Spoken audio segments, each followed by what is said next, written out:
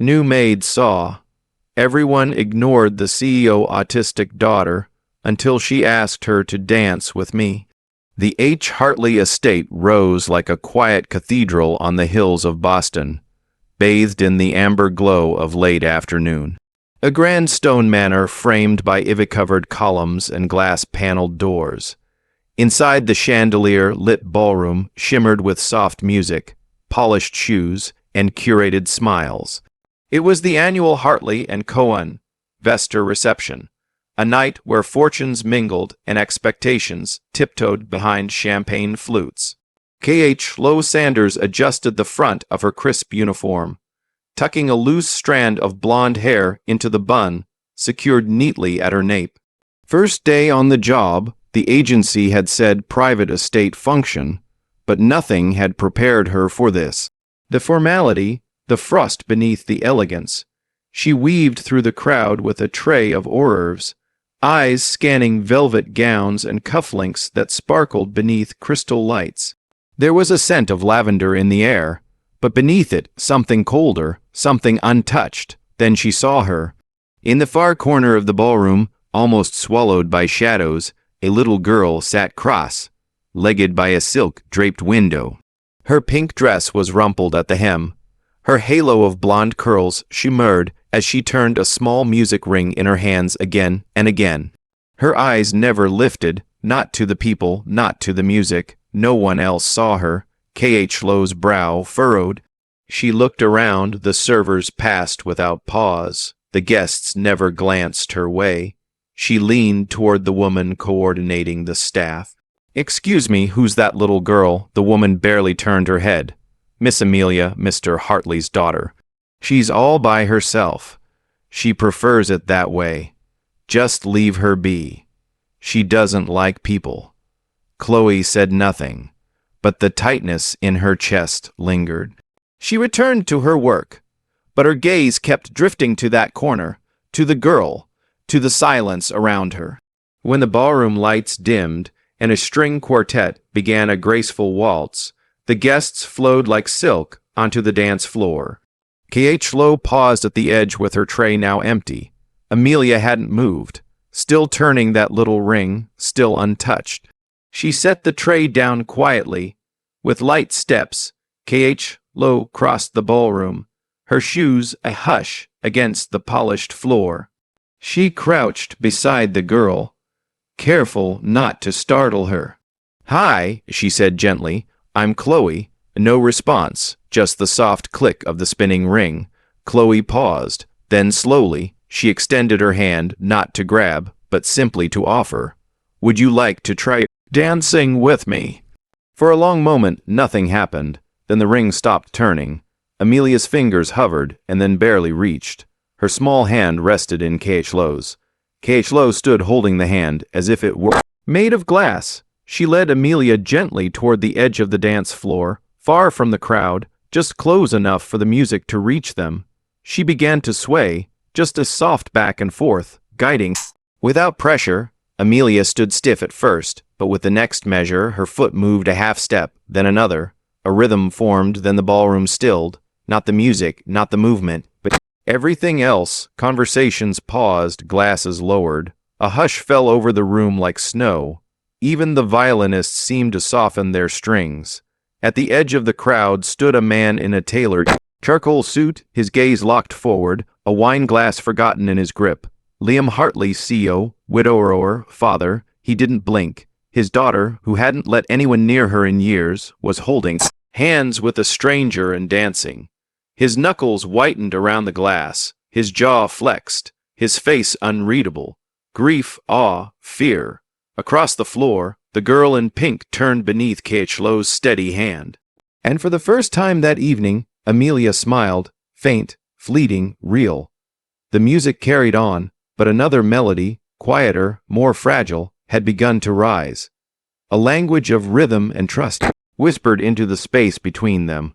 Where silence had lived for too long, something had just stepped in, something like hope. The guests had long since departed.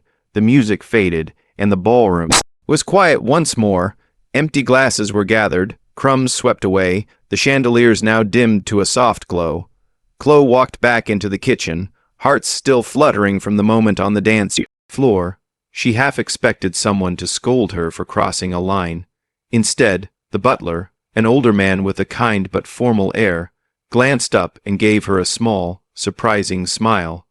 "You're the first one to make her smile," he said simply. Chloe blinked. I'm sorry if I stepped out of line." He shook his head. "You stepped in, Miss Sanders, where most people walk around her." Chloe looked down at her hands, still remembering the tiny warmth of Amelia's fingers. "Does she ever talk?" she asked quietly. "Not in years." The butler said, "Amelia's been different since birth, diagnosed early. Sound and rhythm seem to calm her. She doesn't do well with loud voices or touch. Most just avoid her." There was no judgment in his tone, just quiet sadness, as if he'd lived among these silences too long. Later that evening, as Chloe was gathering her things to leave, a voice stopped her. "I'd like you to stay." She turned. Liam Hartley stood at the hallway's edge, shirt sleeves rolled, jacket over one arm, his face unreadable, his voice steady. "Sir," Chloe asked, "you handled her with care." He said, "Most people treat her like a problem to be solved. You didn't. That means something." Chloe hesitated.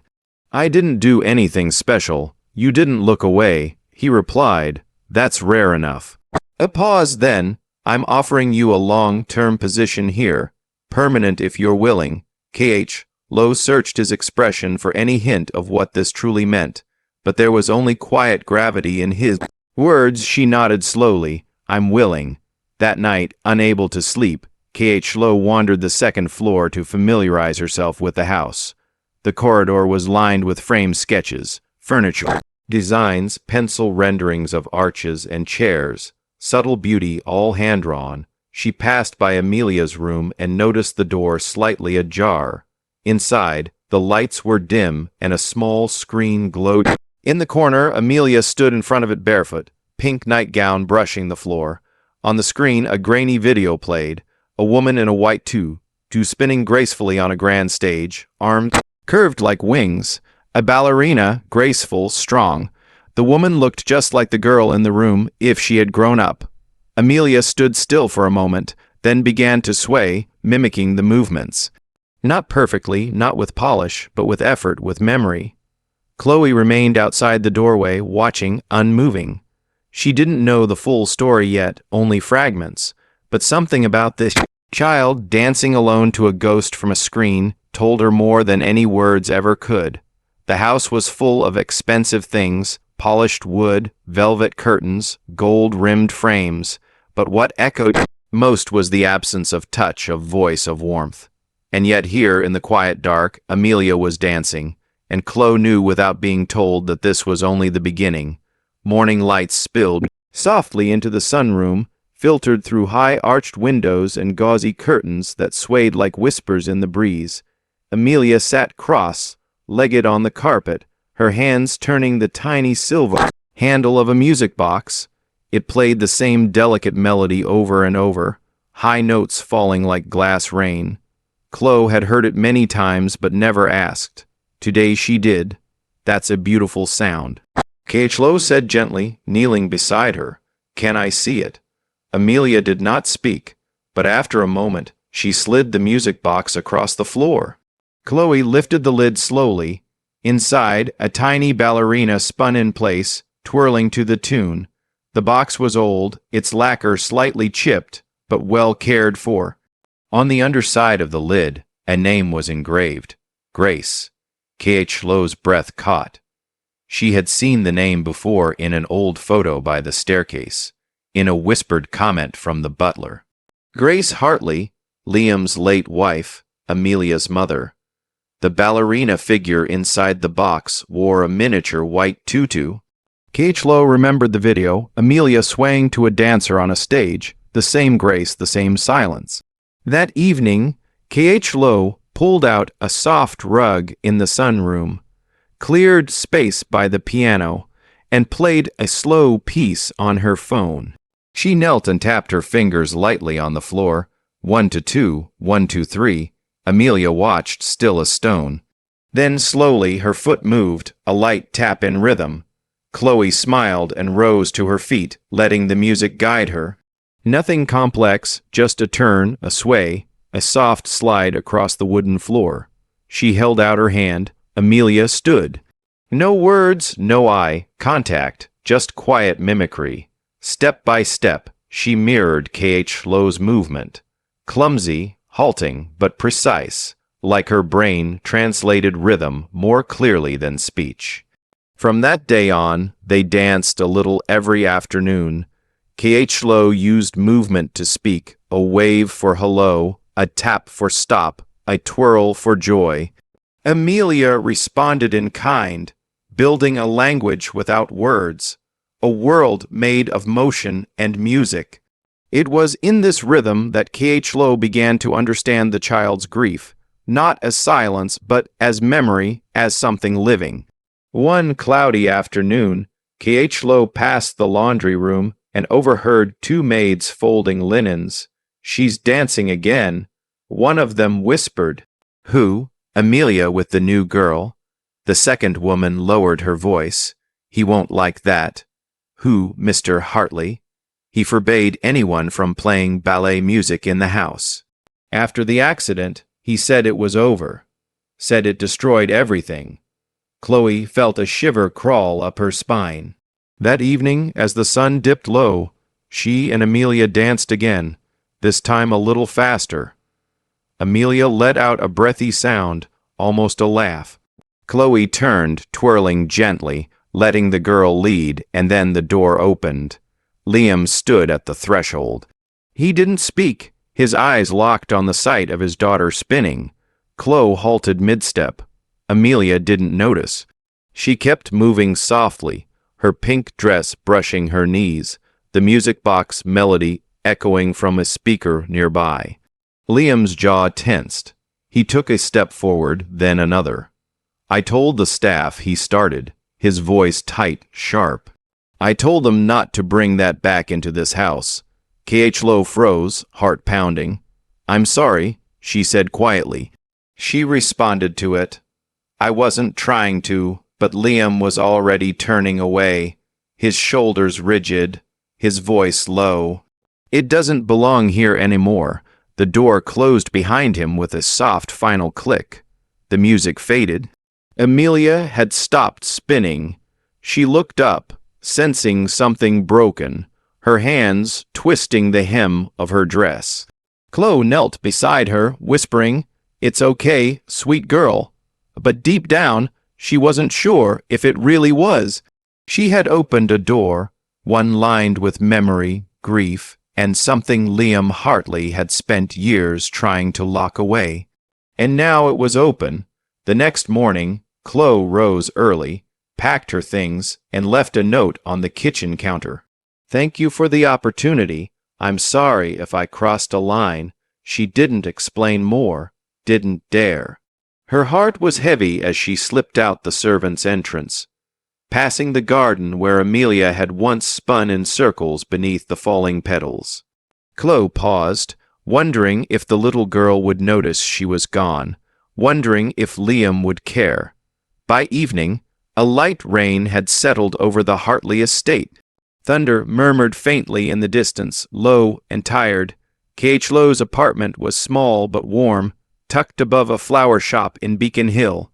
She had just turned off the kettle when a knock sounded at her door. Gentle, hesitant. She opened it to find Liam Hartley standing there, drenched under his umbrella, holding her crumpled note. "I don't want you to leave," he said simply. Chloe stepped aside without a word. Liam entered slowly, shaking off the rain. He didn't meet her eyes at first, just stood there, studying the steam rising from the untouched cup of tea on the counter. "I reacted badly," he admitted. "I was surprised, caught off guard." K.H. Lowe nodded. "I understand. It wasn't my place." Liam finally looked at her.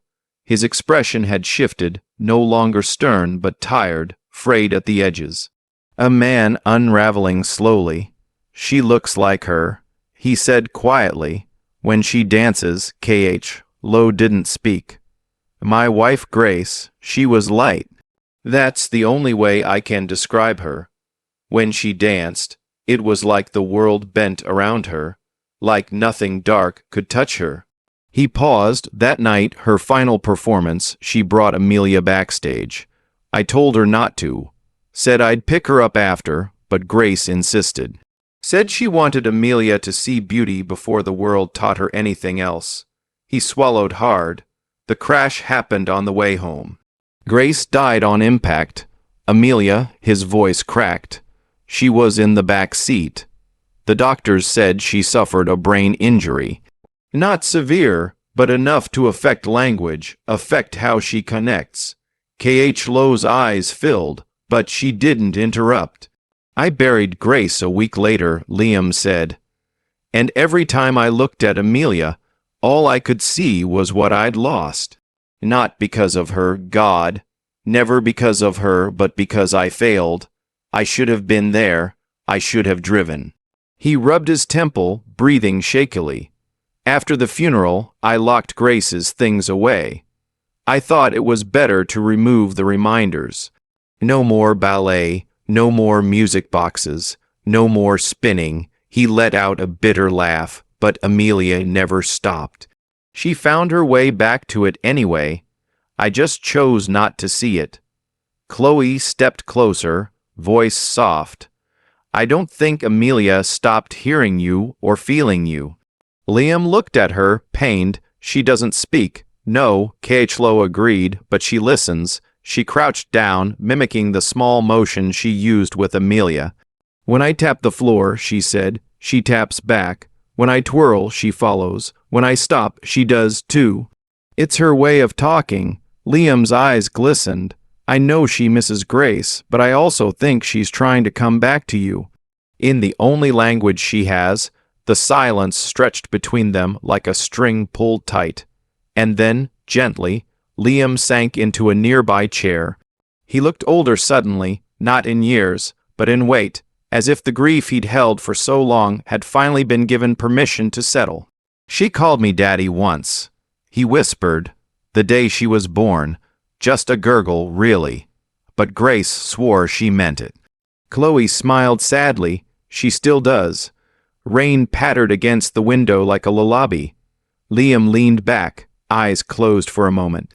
I don't know how to fix this. You don't have to, K.H. Lowe said. You just have to show up. She'll meet you halfway. And for the first time in a long time, Liam nodded. Not as a CEO, not as a man with all the answers, but as a father ready, finally to begin again. Progress arrived quietly. It did not knock or announce itself. It came in the form of a shrug. One morning, as Chloe helped Amelia stretch in the sunroom, she asked gently, was that fun? For the first time, Amelia didn't look away or continue spinning. Instead, she paused, thought for a second, then shrugged her shoulders. A small, almost imperceptible motion, but a response. K.H. Lowe's breath caught in her throat. From there, the changes came like petals opening in spring. Amelia began choosing songs, soft piano pieces, lullabibus, even a delicate violin duet she insisted on playing every afternoon. Sometimes she would walk over and tug gently on K.H. Lowe's sleeve, eyes steady but silent. It meant, let's dance. She still didn't speak, still avoided most touches and eyes. But in those quiet rehearsals, she became something else. Graceful, focused, almost luminous. One rainy afternoon, while searching for clean linens in the storage room, K.H.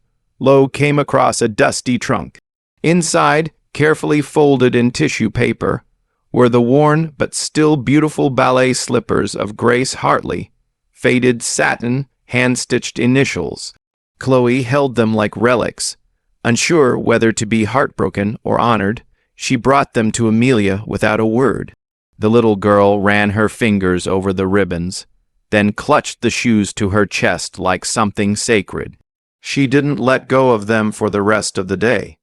That evening, K.H. Lowe approached Liam in his study. The fireplace flickered low. casting soft gold along the spines of his architecture books. "There's something I'd like to ask," she said, hesitating in the doorway. Liam looked up, eyebrows raised. "I'd like to organize a small performance just for her," Chloe added. "Just a few people. The greenhouse would be perfect. It has space, light, and she feels safe there." Liam didn't answer right away. His fingers tapped lightly against his glass of scotch. "She's never performed for anyone," he murmured. "Not even me." Chloe nodded. "But she's ready, and I think she wants you to see." A long pause, then Liam nodded once. "All right." 3 days later, the greenhouse glowed in the late afternoon light. Lanterns hung from the ceiling beams, casting soft halos across the floor. The garden beyond swayed gently in the breeze. It smelled faintly of rosemary and fresh soil.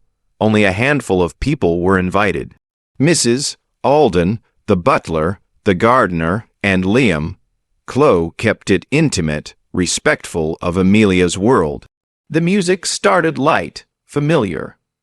K.H. Lowe stood off to the side, watching, holding her breath. Amelia stepped into the center, wearing a simple white dress and her mother's ballet slippers. Her movements were slow at first, deliberate. She spun once, arms lifting in a practiced arc, then paused. Her eyes scanned the small audience and landed on Liam. He was seated in the back, hands clasped, jaw tight. He had not moved since she entered, but something in his posture shifted as Amelia's gaze met his. Then, without prompting, without hesitation, Amelia opened her mouth. Her voice was soft but clear. "Daddy, watch me." The room froze. Liam's hand slowly lifted to his mouth. His eyes brimmed with disbelief. Mrs. Alden let out a gasp. Even the gardener took off his hat, lowering it to his chest. K.H. Lowe felt the sting of tears. Amelia did not wait for the world to catch up. She turned, arms outstretched, and began to move again, more freely now, as if speaking had broken something open inside her. Each step was music, each twirl a story. When the song ended, the silence held. Then Liam stood. He did not speak. He only walked to the center of the floor and knelt, arms open. Amelia hesitated for a single beat, then ran to him, pressing her face into his chest. He held her tightly, as if he'd just found something lost long ago. From the edge of the greenhouse, K.H. Lowe watched. The first drop had fallen, and it would not be the last. The day after the greenhouse performance, the air in the H. Hartley household felt different, warmer, lighter, as if some unseen curtain had finally lifted. Liam had not spoken much that evening, but when he carried Amelia inside, he held her close with a quietness that said more than words. From that moment, he began to appear more often, not just in the periphery, but beside them. He stood at the doorway during Amelia's morning stretches, watched silently as K.H. Lowe helped her balance. Some days he joined, clumsy at first, uncertain where to place his hands, how to move, but Amelia didn't mind. She would reach out, guide him, giggle once when he tripped on his own foot. One afternoon, he brought an old record player down from the attic. "She used to dance to this," he murmured, setting it up in the sunroom. The soft crackle of vinyl filled the space, and K.H. Lowe watched as Liam sat cross-legged on the floor beside his daughter, letting the music settle into his bones. The man she had once thought cold and distant was slowly becoming someone else, someone whose silences meant thought, not dismissal, someone whose hands, though large and work-worn, could move with gentleness. And K.H. Lowe, despite herself, began to see him not just as a father healing, but as a man learning how to live again. One late afternoon, rain tapped gently against the windows. Chloe had just gathered her things, coat in hand, ready to head home. She turned the corner into the hallway and stopped short. Liam was standing there, holding a record sleeve in one hand, his other tucked nervously into his pocket. He looked up, startled by her presence. You leaving? She nodded, just about to. He hesitated, then stepped forward, offering the record cover. It's one of Grace's favorites. I was thinking of playing it. Just thought it would be nice. Chloe smiled softly. She had good taste. Liam opened the door to the now familiar sunroom. You ever danced? He asked, not quite meeting her eyes. Chloe's breath caught. Not really, just with Amelia. A pause. Then Liam set the record on the player, adjusted the needle. The soft swell of a piano began to rise, old and golden. He turned to her. I haven't danced since the night she died. His voice was quiet, unsteady. But if you don't mind, would you? He extended his hand, uncertain. Chloe hesitated, heart fluttering. Then slowly she stepped closer and placed her hand in his. They stood there a moment, swaying to the rhythm, learning one another's pace. Liam moved stiffly at first, every step a question, but Chloe guided him gently, her touch light but sure. The room felt suspended, time folding in on itself, rain blurring the world outside into soft watercolor. At one point, he looked down at her, a half-smile playing on his lips. I didn't think I'd ever do this again. Chloe didn't answer, only met his gaze, steady and kind, and for a few minutes, there were no ghosts in the room, just two people learning to breathe in the same tempo. Later that evening, while tidying the bookshelves in Liam's study, Chloe reached for a stack of folders. As she moved one aside, something slipped from between the pages and fluttered to the floor, a ticket. She picked it up carefully. It was for a ballet performance, Swan Lake, final curtain, featuring Grace Hartley, the date stamped in. Corner was 3 years old. Chloe's eyes lingered on it. The edges were worn, the paper slightly creased but intact, preserved. She turned it over. On the back, in faint handwriting, one word had been scribbled always. She stood there for a long moment, holding the past in her hands, and somehow, without needing to ask, she understood. Liam had never really let go. But now, maybe, just maybe, he was learning how. The late summer sun streamed through the tall windows of the Hartley residence, casting a golden glow on the polished floors. The evening was quiet, intimate, a reception for longtime investors of the Hartley Design Company. Soft jazz floated from a string quartet in the corner. Champagne glasses clinked gently, and low conversation hummed beneath the music. Chloe stood to one side of the ballroom, watching Amelia through the open doors leading to the garden terrace. The little girl wore her favorite pink dress, twirling slowly to a rhythm only she could hear. Liam had agreed to let her dance. Nothing official, nothing rehearsed, just a moment, a small gesture of courage. Amelia had tugged Chloe's hand and pointed to the terrace just before the guests arrived. It was the first time she had ever asked. Chloe lingered near the French doors, staying close, but letting Amelia have the space. The child moved gently, fingers fluttering like butterfly wings. Her steps were unsure but honest. Real guests began to notice. Conversations faded. A few people drifted toward the open doors, watching from a respectful distance, but not everyone admired the scene. Near the back, a man in a navy suit leaned toward another guest. His voice was soft but carried. Why is she letting her do that? No one wants to see a kid like that dance. It's awkward. Chloe froze. Her shoulders straightened, fingers curling slightly at her sides. She turned to face him. Excuse me. The man raised his brows. I just meant it's not a good look for the company or the brand. Stepped forward, voice low but steady. And that, she said, is why children like her grow up thinking they don't belong because people like you decide they're not right for your comfort, for your image, and they learn to shrink. The man's lips parted, but another voice cut in. I suggest you stop talking. Heads turned. Liam stood near the entry, still calm, the room stilled around him. He walked forward, passing Chloe without a word, his eyes fixed on the man. If anyone here, Liam said, sees my daughter as an inconvenience, or believes she has no place in this home, in this company, or in this world, you're free to leave tonight and don't come back. No one moved. The man shifted, tugging at his collar. A few guests looked away. Others stared down into their glasses. Chloe scanned the room. No one spoke. No one stood up, but no one applauded. Either it wasn't victory, but it was a shift. Liam's voice softened but carried. My daughter is not broken. She is not strange. She is simply herself, and I won't let anyone make her feel less than that ever again. From the terrace, Amelia had stopped moving. She stood quietly at the threshold, watching her father. Her hands were still, but her fingers fluttered slightly, as if reaching for something unseen. Liam turned and held out his hand. Amelia hesitated, then walked forward, step by step, across the hardwood floor. She placed her small hand into his, and they stood there, side by side, not hidden, not pied, seen, unapologetic, whole. The old theater smelled faintly of velvet curtains and worn wood, soft and welcoming in its imperfection. Chloe had spent weeks helping prepare it for this moment, scrubbing the dressing rooms, setting up the lights, organizing the parents of the other children, invited to join the little show. But it was Amelia's name written at the very top of the program, Swan Lake, Children's Variation.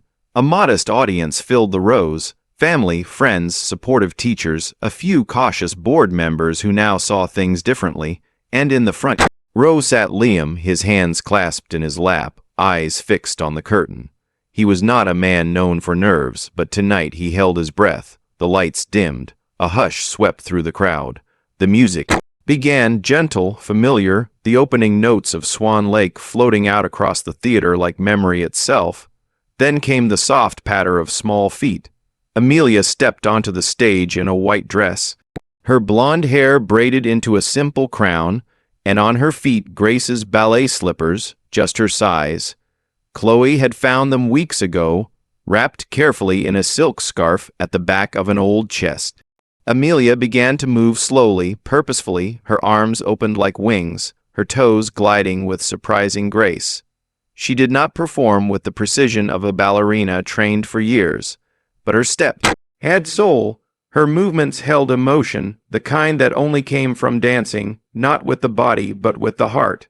She twirled, dipped, and finally, just as the music swelled, spun into a final, perfect pirouette. The room was utterly still. Then applause erupted, loud, full, rising to the rafters. Some clapped with hands to their mouths, others with tears in their eyes.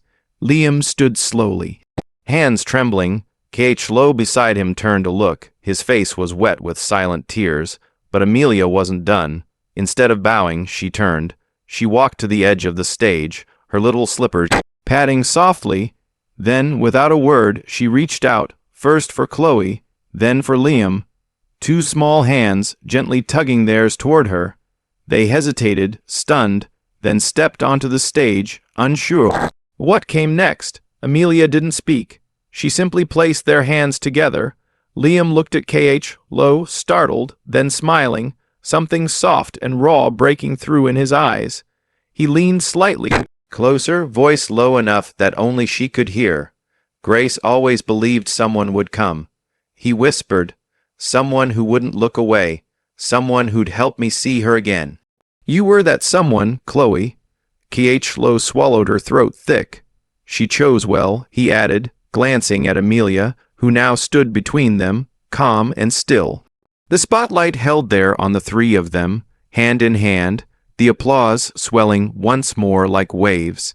A few weeks later, K.H. Lowe accepted Liam's offer to become Amelia's full-time tutor and companion. Not just a job, but a bond, something lasting. Liam went one step further, announcing a new scholarship fund in Grace's name, dedicated to supporting neurodivergent children in the arts. Because every child deserves a stage, he said at the press conference, and someone who believes they belong on it. Amelia in her pink dress stood beside him that day, and Chloe just behind watching, eyes warm, heart full. Not every family is born. Some are built step by step, note by note, dance by dance, and under the theater lights, one such family found its way home. Thank you for joining us on this emotional journey. A story not just about loss and healing, but about the quiet power of being seen and the courage it takes to reach across silence with compassion. If this story touched your heart, helped you see the world a little softer, or reminded you of the strength love can hold, even in its most fragile forms, please consider subscribing to our channel. And if you want to help us keep sharing more stories like this, stories that stir the soul and light the dark, hit that hype button and support soul-stirring stories. Because sometimes one story is all it takes to bring a little more light into someone's world. See you in the next story.